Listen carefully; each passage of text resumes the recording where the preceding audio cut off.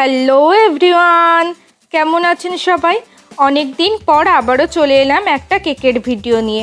আজকে শেয়ার করছি vanilla pastry কেকের ডেকোরেশন। এখানে আমি একটা ভ্যানিলা স্পঞ্জ কেক নিয়েছি, সেটাকে 3টে লেয়ার করে নিয়েছি। এই ভ্যানিলা স্পঞ্জ কেকের রেসিপিটা আমি আগেই শেয়ার করেছি। রেসিপি লিঙ্কটা ডেসক্রিপশন বক্সে দিয়ে রেখেছি, আপনারা প্লিজ চেক আউট করে নেবেন। এছাড়া আই বাটনে ক্লিক করেও দেখে নিতে পারেন। তাহলে চলুন শুরু করা যাক।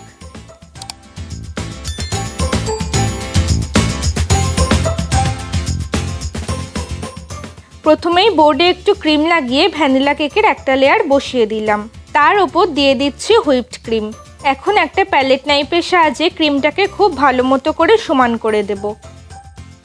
আমার চ্যানেলে সমস্ত রকম ফ্লেভারের কেকের রেসিপি পেয়ে যাবেন, সেগুলো লিঙ্কগুলো আমি ডেসক্রিপশান বক্সে দিয়ে দেব। এছাড়াও আমার চ্যানেলে আপনারা বিভিন্ন রকম কেকের ডিজাইন পেয়ে যাবেন এবং বিভিন্ন ধরনের কেক, যেমন ধরুন ফ্রুট কেক, পেস্ট্রি কেক, এই ধরনের কেক আপনারা পেয়ে যাবেন। এখন একইভাবে প্রত্যেকটি কেকের লেয়ার এবং তার ওপর হুইপড ক্রিম দিয়ে দেব।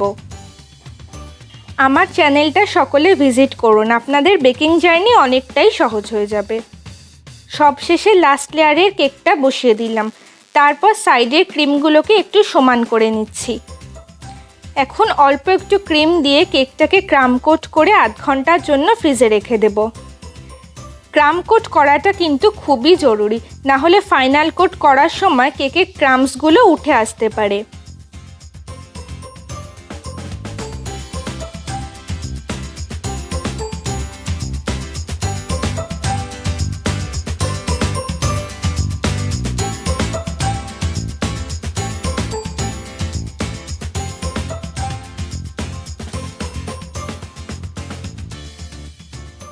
আধ ঘন্টা পর আমি ভ্যানিলা ক্রিম এভাবে পাইপিং ব্যাগে ভরে কেকটাকে কভার করে নিচ্ছি।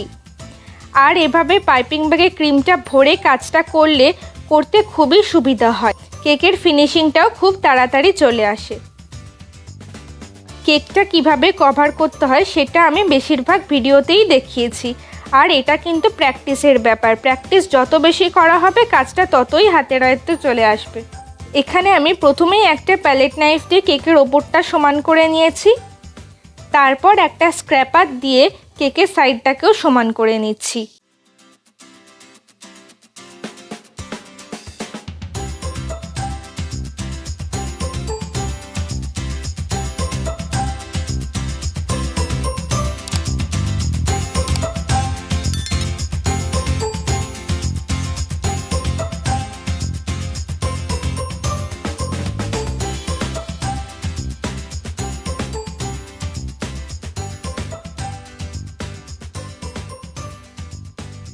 আর কথা বলতে বলতে এখানে আমার কেকের ফিনিশিংটাও দেওয়া হয়ে গেছে।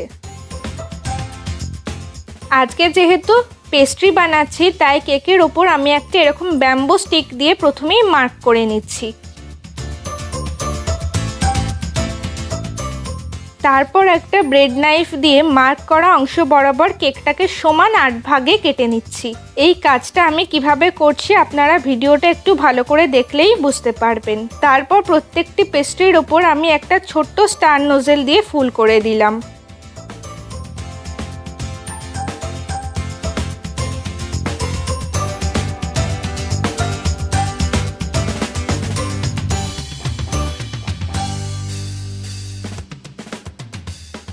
সবশেষে ফুলগুলোর ওপর চেরি আর কিছু চকো চিপস দিয়ে পেস্ট্রিগুলো কমপ্লিট করলাম।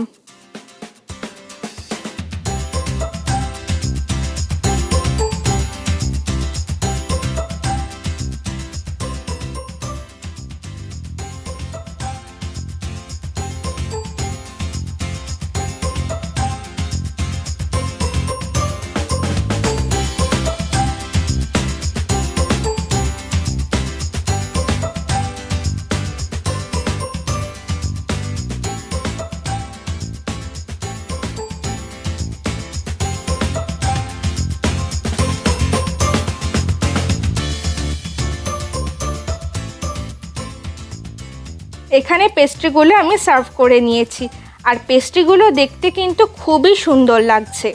আপনাদের কার কার পেস্ট্রি পছন্দ আমাকে অবশ্যই কমেন্ট করে জানাবেন। আর লাইক, শেয়ার, সাবস্ক্রাইব করার অনুরোধ রইল। ভালো থাকবেন সবাই, দেখা হচ্ছে পরের ভিডিওতে। Bye bye.